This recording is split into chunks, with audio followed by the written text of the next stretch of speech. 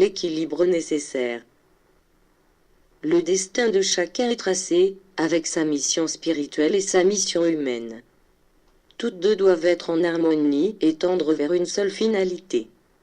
En vérité, je vous le dis, je ne prendrai pas seulement en considération vos œuvres spirituelles, mais aussi vos actions matérielles, parce qu'en elles je trouverai des mérites qui aident votre esprit à arriver jusqu'à moi.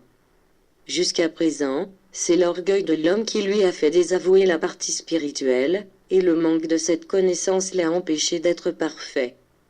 Aussi longtemps que l'homme n'apprendra pas à maintenir ses forces matérielles et spirituelles en harmonie, il ne pourra trouver l'équilibre qui doit exister dans sa vie.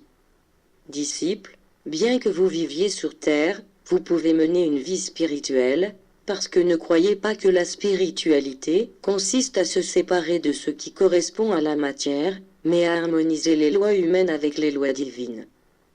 Béni celui qui étudie mes lois et sait les unir en une seule avec les lois humaines, parce qu'il doit être saint, fort, élevé, heureux. Plaisir sain et nocif. Je ne vous dis pas de laisser de côté les obligations matérielles ou les plaisirs sains du cœur et des sens. Je vous demande seulement de renoncer à ce qui empoisonne votre esprit et rend votre corps malade. Quiconque vit dans le cadre de la loi accomplit ce que lui dicte sa conscience. Quiconque fuit des plaisirs licites pour s'immerger dans les plaisirs défendus se demande, même dans les instants de plus grand plaisir, pourquoi il n'est pas heureux et pourquoi il ne rencontre pas la paix. Parce que, de réjouissance en réjouissance, il descend jusqu'à se perdre dans l'abîme, sans trouver la véritable satisfaction pour son cœur et son esprit.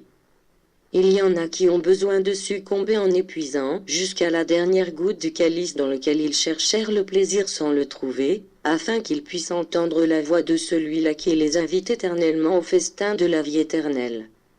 Le scientifique, d'une main profane, coupe un fruit de l'arbre de la science, sans écouter auparavant la voix de sa conscience par le biais de laquelle ma loi s'adresse à lui, pour lui dire que tous les fruits de l'arbre de la sagesse sont bons et que, par conséquent, quiconque les cueille devra le faire en s'inspirant uniquement pour le bienfait envers ses semblables.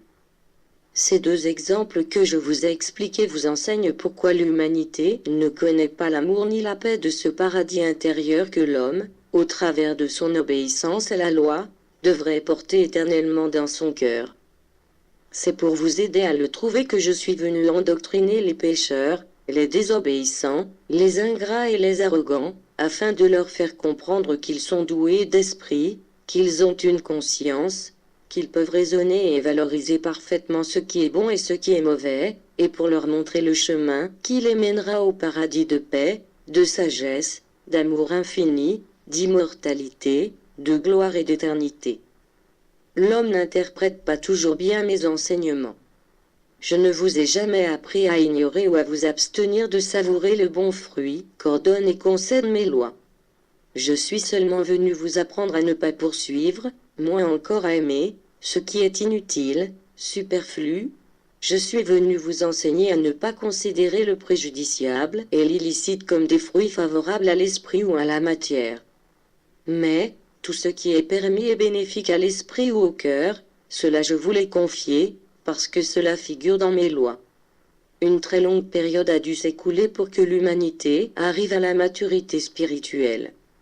Vous êtes toujours tombé dans les deux extrêmes. L'un était le matérialisme par lequel vous essayez de connaître les plus grands plaisirs du monde, et ceci, en vérité, est préjudiciable, en ce qu'il dévie l'esprit de l'accomplissement de sa mission.